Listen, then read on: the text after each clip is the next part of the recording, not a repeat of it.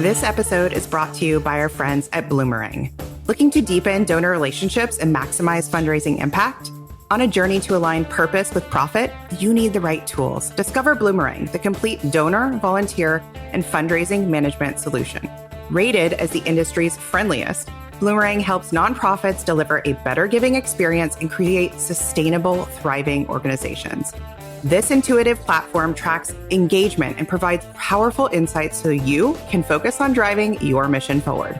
Join the thousands of small and mid-sized nonprofits who are already thriving with Bloomerang.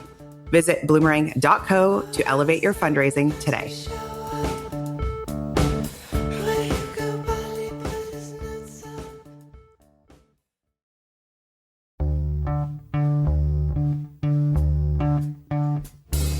Welcome to the Purpose and Profit Club podcast for nonprofit leaders, mission-driven creatives, and social entrepreneurs. Get ready to stop dreaming and start doing. Here, ideas become action. We prioritize purpose and profit. You ready? Let's go.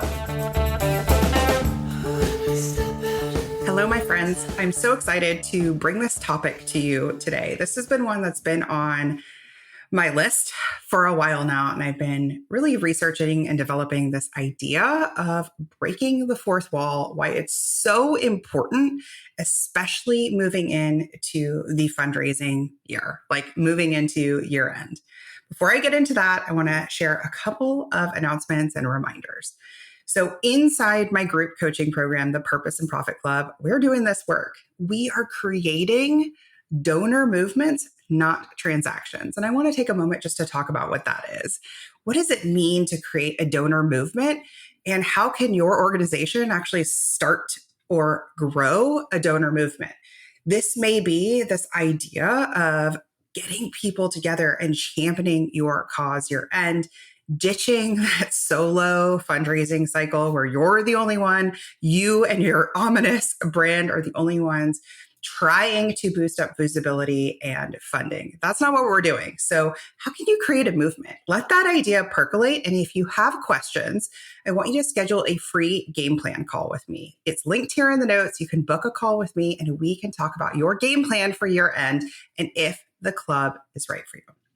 So inside the club, like I said, we've had so many organizations really work on like, what is the plan for year end and what does the next few months look like so that we don't feel depleted and exhausted going into January.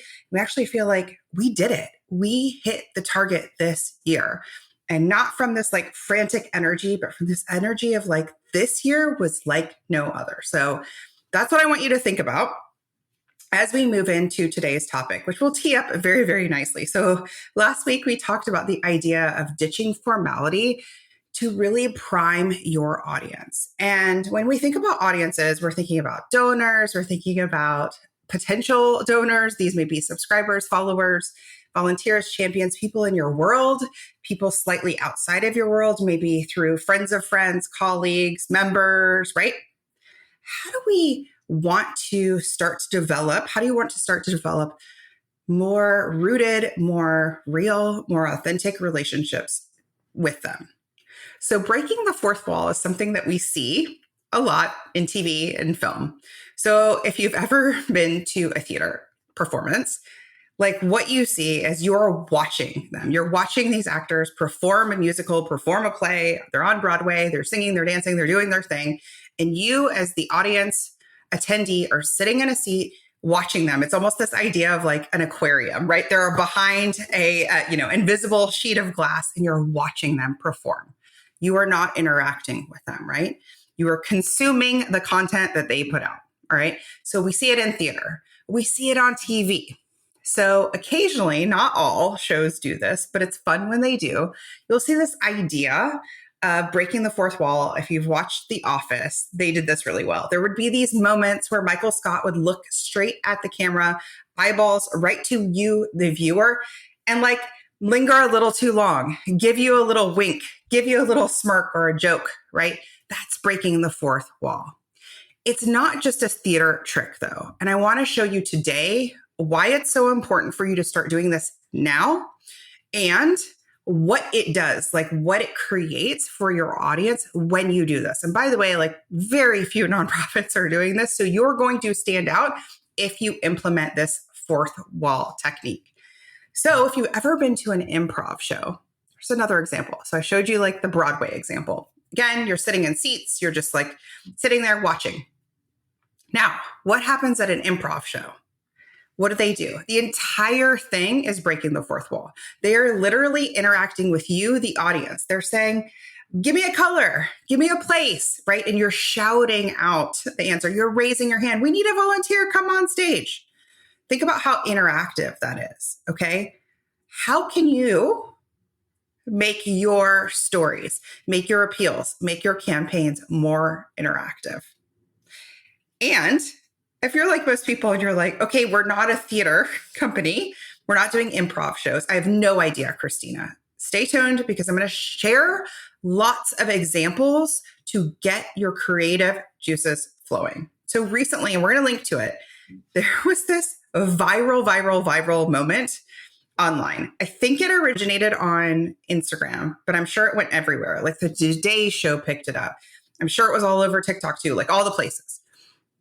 Now, there is a small-ish real estate firm in the Southeast. I want to say like a Carolina. And what happened to the tune of 77 million people seeing this single video is they headlined it, asked my Gen Z employee to edit a video for me. And this is what I got. Okay. So imagine a real estate agent. They've got this guy has a suit on and there's a beautiful property behind him.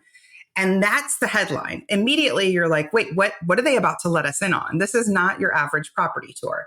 And sure enough, it's not. So you watch the video and the Gen Z video editor just put together a series of outtakes all in one of just the real estate agent exhaling. So it's like 15 seconds of like sighs, exhales, eye rolls. It's hilarious. And why did 77 million people watch it? What's so great about that? Well, they're breaking the fourth wall. They're letting you in on a little something, like we're having a moment together that's funny and not so serious and not so buttoned up, right? It is literally interacting with the viewer, causing people to share it, causing people to DM it to their friends, to, again, for like news outlets, media to pick it up. Okay. So maybe it's a video where you just kind of ditch the formality, where you have an interactive conversation, where there's an outtake reel. Maybe it's even that. So why break the fourth wall? Let's go through that. And then I'm going to share some other really cool examples. Breaking the fourth wall is how you actually build relationships, not transactions. Think about it.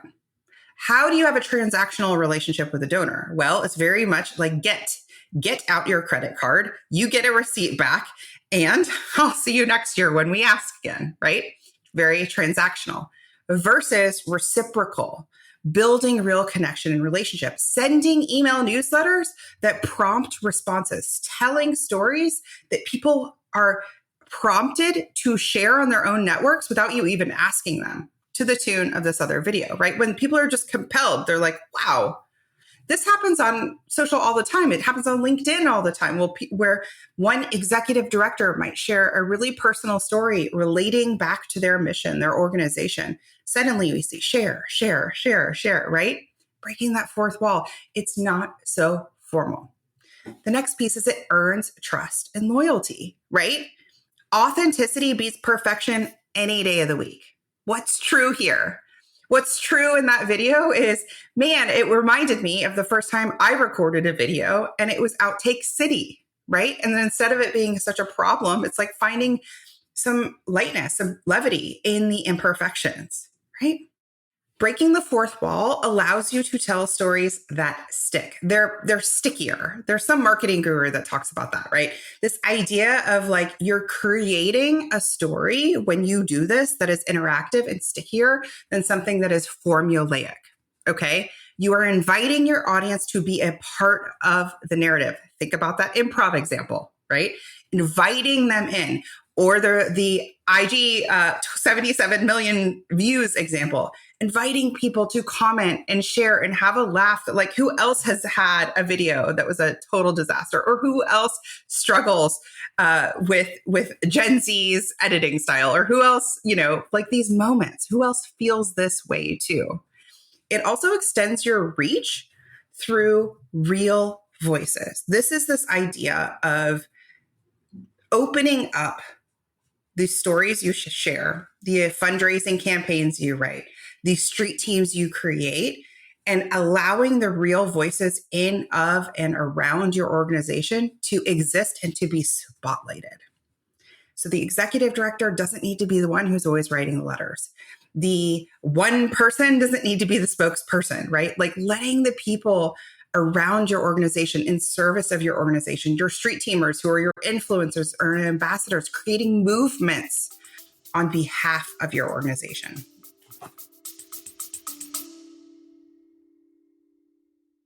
Are you ready to make this your biggest year yet? If you're tired of your campaigns stalling out or not hitting those big numbers, I've got something special for you. My Bold Year-End Fundraising Workshop. Here's what you'll get. 3 done-for-you fundraising appeal letters to jumpstart your campaign. A step-by-step plan to mobilize your dream team and maximize engagement. Proven strategies for confident asks that drive results. No more guesswork. Plus, just for being a listener, you can save $50 using the code podcast at checkout. Here's the thing, the price is going up, so don't wait. Sign up now at splendidcourses.com/workshop or click the link in the show notes. Let's make this your biggest, most record-breaking year yet.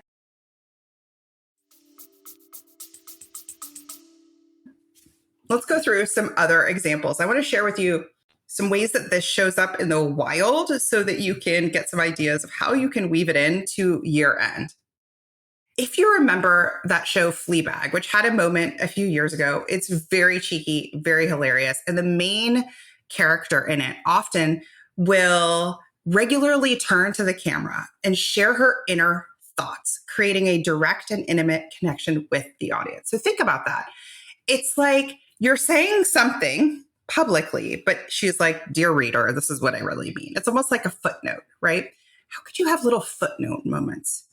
I mentioned The Office, right? So it might be Michael Scott. It might be one of the other characters, right? It's like we're all part of this inside joke, or we all know this thing that we're working towards, right? Breaking this usual barrier between the audience and you. How can you break the barrier between your supporters and you, the organization? How can we just break it? So there are also other businesses. So I don't want you to get stuck on these media examples, TV shows, etc.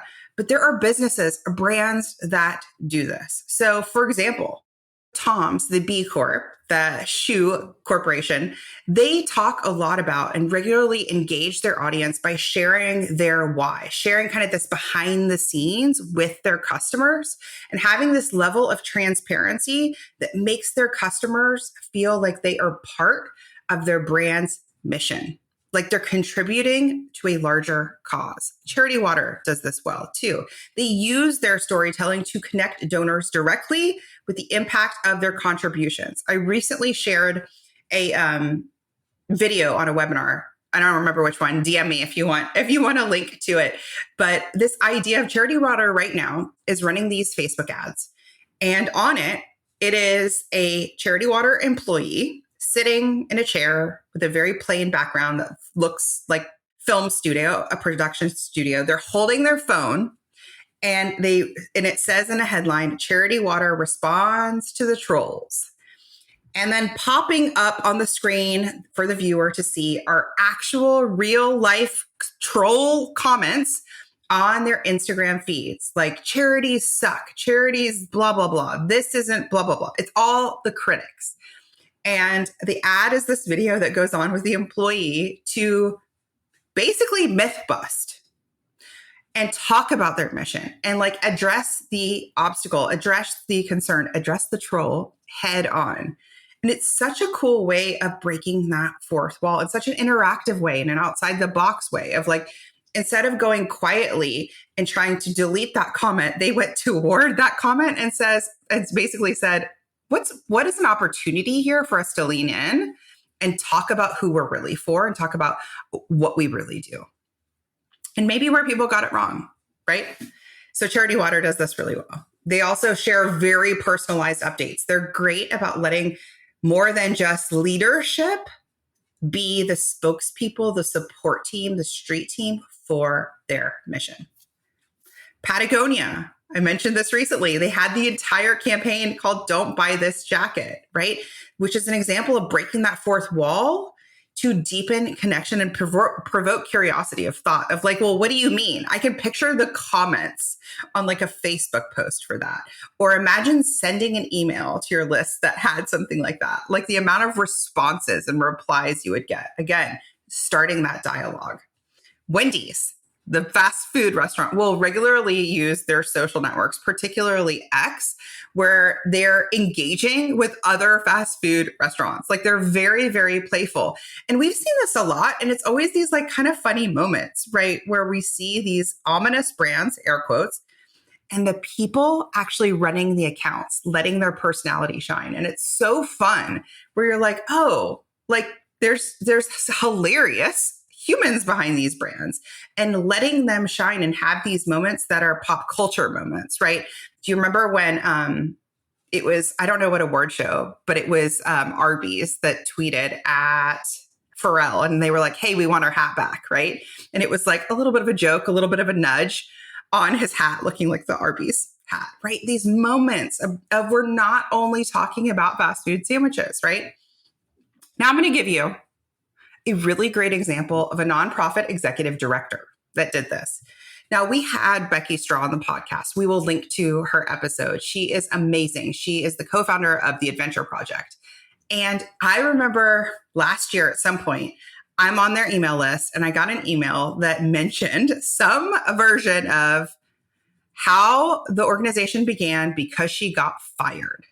And this is the executive director talking about her story of getting fired from Charity Water, and putting that in writing. And it was like the boldest move. I loved it. It links to a blog post and it talks about her story because she was Charity Water, I think, hire number 3. So she really saw the organization get built up and was a huge part of their success.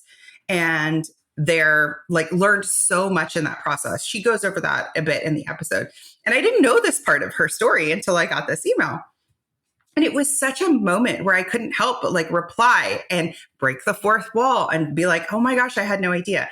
And she goes on to say, I got fired. Even though it's been over a decade, it still stinks. Partly because I'm often asked, you were the 3rd employee at Charity Water, followed closely with, why would you ever leave? To clarify, I wasn't technically fired. I was asked to resign, which doesn't change much. It's not like I could have responded with, no, thanks, I'm good here. What a great story. Are you kidding me? The response rate on that had to have been exceptional.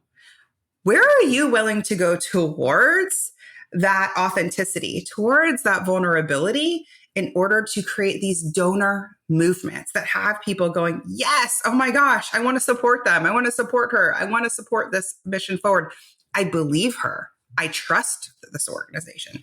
It's all about deepening this level of trust when you follow this process. So here is one of the like kind of collateral benefits of this process of breaking the fourth wall. You're going to increase your organic reach wildly. Think about it.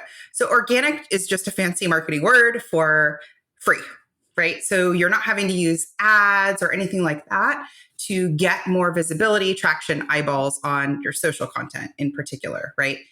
But when you use this process, you're going to naturally see more engagement, more social shares, more forwards, because people are like, oh my gosh, I feel like I am part of this conversation. I feel like this is something I want to share with a friend. This can also increase your revenue and your donations. Why? Because personal connections is what you're creating here. Even if you don't personally know every single donor in your CRM, every single follower in your platform, every single person who attends your backyard barbecue, every single person who attends your annual gala. How could you know all these people, right? But they start to connect with you. Have you ever had those moments where people are like, I'm thinking of moments where I'm seeing somebody I haven't seen all summer and I'm like, oh my gosh, you've been traveling so much, or how was your trip, or you've been so busy. And why did they know that? Why do they know that? Because they're friends with me on Instagram or somewhere, right? And they saw I was in Panama, or they saw we just took this trip, or they saw a post I shared, or maybe a family member mentioned it to them, right? That's that piece. They feel like they're part of it. And so instead of starting back at square one, when we see each other for the first time in 6 months, we're already in the middle of the book. Like there's already that juicy trust developed. And so there's not that formality of like, oh, how are you? You know, like when you see your dentist or something, right? We're like, trust in the middle, so that the next time you run a campaign, a fundraiser, an event, anything, you're going to see an increase in traction, an increase in active contributions, an increase in supporters, because they feel directly and deeply involved. You with me? They want to donate. They want to advocate with you because they have that stickiness, going back to that idea, connection with your story, your mission. Your outreach feels stickier than the 10 other organizations that maybe they've donated to in the last 5 years. You stand out. Your staff stands out. Your mission stands out because it's way more personal. It's way more interesting. I think about the amount of direct mail appeals that I get. It's going to take a lot of work for it to stand out because I'm in it, right? I'm getting a lot of pieces. But the ones that do are the ones that follow this process. There's a moment. You could break the fourth wall with just a little handwritten note on top of an appeal. Yeah? A little something, like a little something. How could you do that? You're also going to deepen engagement, right? So you're activating people and asking them through this process, maybe to become a part of your street team, right? Getting that participation. This is a great way to get some board involvement, right? That traditional outreach cannot match this because traditional outreach is theater style. You're sitting at a Broadway show, you're shushed, you are supposed to watch. And then you're supposed to receive an email, a solicitation of some sort. You're supposed to buy a ticket. You're supposed to get a, remittance envelope, and you're supposed to give, and that's it. And then you go. No give and go, right? We're creating connection. We're creating these relationships, this reciprocity in this idea. Okay. Then with your street team, you're creating these true advocates. Okay. So you're asking them to share their stories. You're asking them to share their version of breaking the fourth wall. It's not so formal. It's not so buttoned up. That trust starts to be developed among their friends, their family, their followers. And that's that ripple effect. That's where the movement really starts and starts to gain momentum. So here's your homework assignment. If you are in charge of writing any email newsletters, I want you to write one where you break the fourth wall. And if that feels too hard or ominous or broad, think of one moment, one story that you can break the fourth wall in. You with me? If you have access to your organization's social networks, maybe you're in charge of content creation or have access to some of it, same piece. Where can we ditch some of the formality and actually create a two-way conversation? Do we want to even go live on LinkedIn or Instagram or Facebook with one of our street teamers, one of our board members, one of our vocal advocates? And that's how we want to do it. You could do this in a million different ways. Next piece, how can you do it in a broader sense for year end? What are some moments, if I'm thinking about the next few months for your organization, and I'm like, okay, they hit their goal, I see it, they've raised 100K this year end, it's happened, they did it, and I can see the campaigns you've planned. You've planned hopefully multi-campaigns. You're doing Giving Tuesday. You've got multiple year end kind of tiered out pieces going out. You've planned ahead for the election. And I think about those moments and I'm like, okay, how can they have these breaking of the fourth wall moments where they're giving their audience a little wave? I see you. I'm with you. Hey, ask yourself, how can you mobilize your board to help you with this process? Mobilize some of your staffers to help you with this process. What would it look like to use this method, this strategy, a few different times between now and year end? And I will say, your bottom line, if you do this, your revenue will increase at least by 20% on that campaign. Because think about it, the power of one person feeling deeply connected to you is huge. One donor who is used to feeling like you're like this with your hand out, right? And they're like, yeah, I care about your cause, check, right? That very transactional piece, all of a sudden moving them over here, I'm moving them over here to this moment where it is a two-way deep relationship. Don't get it twisted though. This doesn't mean you have to take everybody out to dinners and coffees and long meetings and anything like that. These are like little winks, little nudges, little Michael Scott moments throughout your campaign. Think about that. How could you do that? Is it a text message? Is it a one-off email? There are so many different ways you can do it. So you're not allowed to listen to this episode and say, there's no way I can do it. No way. No way, no way, no way. There's something you can do today. Something that's been helping me and a lot of our clients inside the club lately is there are a million different things that you could do today. There is more you can do than there is time. Yes, I'm with you on that. But that spiral of overwhelm will just keep you stuck, right? And it will just keep you from doing anything. So if you're in that spiral of overwhelm where you're like, there's a million things I could do and I can't do any of them, right? I would ask yourself this power question, which is, what is one thing I can do to break the fourth wall today? Just one thing. And that answer may be something that's scalable, like in an email newsletter, or that answer may be something like you in your phone and sending a text. And both are amazing. And both will result in deepen trust, deepen loyalty, higher converting fundraisers, and higher donations, like higher retention, right? Because when people feel this way, they're less likely to leave. And let's leave with that thought of, think about these two parallels. You're at a Broadway show, you leave. It's not the best. It's not the best form to leave mid-show, but you can pretty much exit. Okay. You're at an improv show. You ain't leaving in the middle of the show, because what's going to happen if you stand up and you're like, excuse me. The people on stage are going to be like, hey, where are you going? Or even like a stand-up comedy. Like, you're in it. You're here. You're in it with me. We're together. So how can you develop that togetherness with your audience in a way that feels good and warm and positive, and not in a way that feels have to, overwhelming, stressed? Okay. I am here to support you. So if you have any questions, you are welcome to schedule a call with me, and I'm cheering you on for this year end. Hey, high achiever. I know your sights are set on ambitious, world-changing goals. In the Purpose and Profit Club group coaching program, you can get the support, motivation, and strategy to accelerate your impact.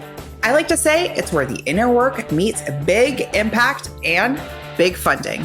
Go to splendidcourses.com/waitlist, and you will be first to be notified when we open up doors, and you'll get special bonuses when you join our waitlist. See you inside.